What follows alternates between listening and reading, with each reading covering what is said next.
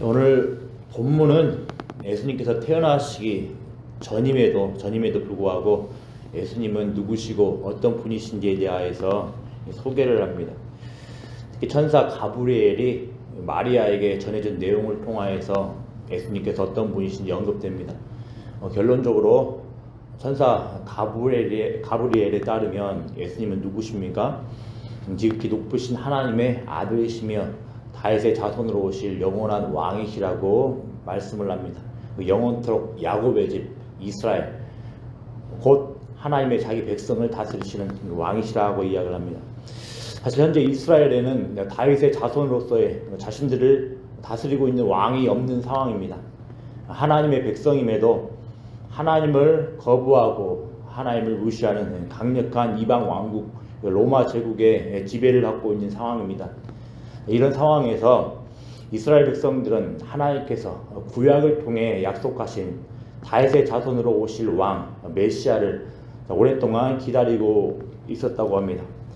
오늘 본문에서는 하나님께서 이 구원의 약속을 결코 잊지 아니하시고 이행하실 것이라는 강력한 하나님의 뜻이 드러납니다. 하나님께서 천사 가브리엘을 다윗의 자손 요셉과 약혼한 처녀의 마리아에게 보내신 겁니다. 하나님의 뜻을 전하는 천사가 이렇게 언급되는 것은 하나님께서 이 세상에 대하여서 특별히 자기 백성들에 관하여서 관심을 가지고 계시고 기억하고 계신다는 것을 의미합니다. 천사 가브리엘이 마리아에게 보내졌다라는 것은 하나님께서 반드시 자기 백성의 구원을 위하여 약속하신 대로 이행하실 것이라는 그 의지의 표명입니다. 하나님께서 자신의 백성들을 그리고 하나님을 거스르는 이 세상 가운데 죄를 가지고 이 세상 가운데서 왕노릇하는 마귀의 권세 가운데에서 하나님의 백성들을 계속 내버려두지 않겠다고 보여주시는 사건인 겁니다. 성탄절을 앞두어서 우리는 이 사실들을 기억을 해야 되겠습니다. 하나님께서는 분명 자신의 백성들을 그냥 내버려두지 않으셨습니다. 오랜 시간이 흘렀음에도 하나님께서는 자신의 백성들과 맺으신 그 언약을 따라서 그 언약을 이루시고 이 땅 가운데 예수 그리스도를 보내셨다라는 겁니다. 따라서 우리가 살아가는 이 세상이 불의해 보이고 혼란스러워 보인다 할지라도 우리는 소망을 가질 수 있는 겁니다. 죄의 권세가 이 세상을 집어삼키는 것처럼 보이고 우리 자신들을 짓누르는 것처럼 보인다 할지라도 우리는 이 땅 가운데 오신 영원한 왕이신 예수로 인하여서 소망을 가질 수 있는 겁니다. 이것만큼 기쁘고 감사한 게 무엇이 있겠습니까?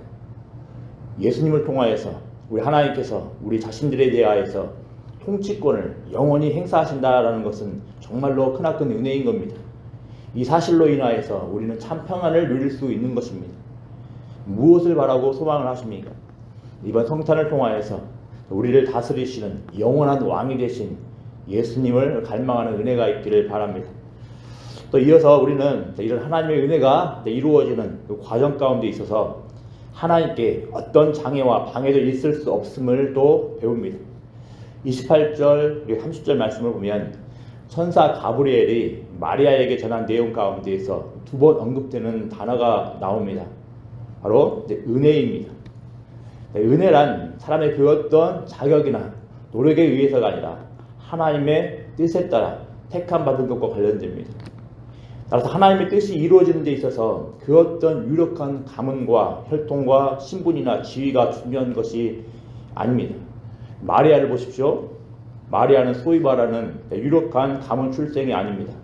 오히려 외면적인 모습을 보면 별 볼 일 없고 낮은 위치의 여자입니다.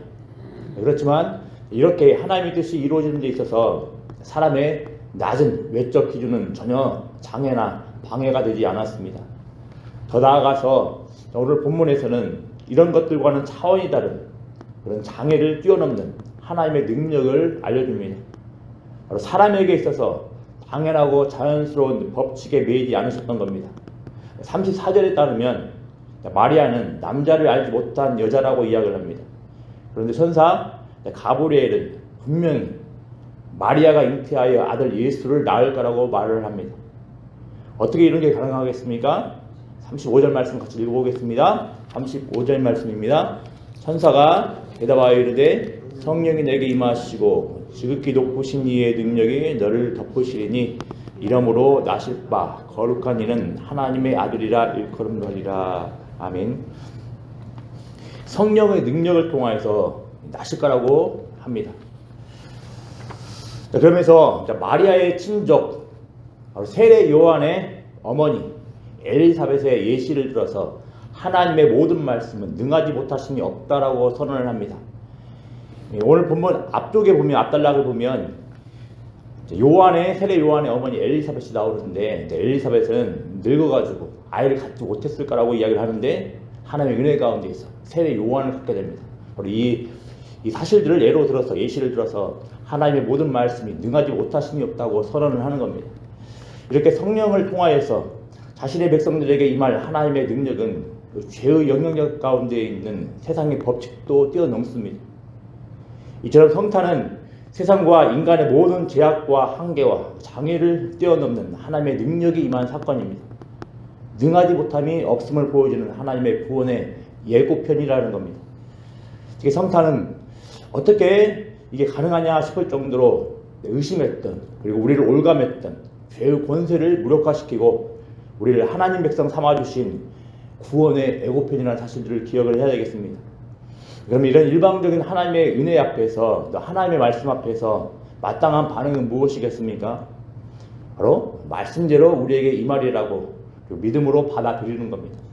우리의 책임은 하나님께서 행하신 것과 행하실 것을 믿음으로 받아들이는 겁니다. 이게 우리의 책임인 겁니다. 이 세상은 하나님이 없다 말하고 주장을 하지만 분명 하나님은 살아계십니다. 하나님은 살아계셔서 지금도 불가능한 일들을 행하십니다. 특히 죄로부터 자신의 백성들을 구원하시는 일들을 계속해서 해나가십니다. 그럼에도 하나님께서 살아계심을 의심하거나 못 믿어 하는 분이 있을 수가 있습니다. 하나님께서 살아계심을 머리로는 믿지만 실제로는 받아들이지 못하고 있는 분들이 있을 수 있습니다. 이때 성탄을 바라봐야 되겠습니다. 자신의 백성들을 구원하기 위해서 인간의 그 어떤 제약에도 매이지 않으시고 이 세상 가운데 오신 예수 그리스도를 바라봐야 되겠습니다. 우리가 살아가는 시간이라는 제약, 공간이라는 제약 가운데로 들어오신 영원한 왕 예수 그리스도를 바라봐야 되겠습니다. 성탄절 가운데 정신없이 바삐 시간을 보내지 말고 우리의 영원한 왕이신 예수 그리스도를 바라봐야 되겠습니다. 이럴 때 우리가 그냥 단순히 이 세상의 제약과 한계 가운데 살아가는 자가 아님을 배우게 될 겁니다. 이 땅 가운데 살아가지만 우리는 놀라운 하나님의 은혜와 능력을 경험하고 살아가는 자들임을 꼭 기억을 하게 될 것입니다. 이 사실들을 기억을 하면서 얼마 남지 않은 성탄들 사모하며 바라보는 은혜가 있기를 기도합니다. 기도하겠습니다. 아버지 하나님 감사합니다. 우리를 이 땅에 그냥 내버려두지 않으시고 놀라운 구원의 약속 따라 우리 이 땅 가운데 예수 그리스도를 보내주시고 우리의 구원의 소망 가지고 살아갈 수 있도록 은혜 주심에 감사를 드립니다. 아버지 하나님, 우리가 이 땅 가운데 살아가면서 여러 가지 불의해 보이고 혼란스러운 상황이 있다 할지라도 이렇게 자신의 약속의 말씀 따라서 반드시 이루어 가시는 하나님으로 인하여서 소망 가지고 살아갈 수 있도록 은혜 더하여 주시길 소망합니다. 그 말씀을 이루시려고 이 땅 가운데 오르신 성탄의 예수 그리스도를 바라보며 이 땅 가운데 소망 가지고 살아갈 수 있도록 은혜 더하여 주시길 소망합니다. 더불어 아버지 하나님, 우리가 비록 이 세상 가운데 발을 딛고 살아가지만 한편으로는 하나님의 놀라운 은혜로 인하여서 이 세상의 제약과 한계 가운데 살아가고 있는 자가 아니라 하나님의 능력을 따라 살아가고 있는 자들을 기억을 하며 살아갈 수 있는 복된 주의 백성들 될 수 있도록 은혜 더하여 주시길 소망합니다. 감사를 드리며 예수님의 이름으로 기도드리옵나이다. 아멘.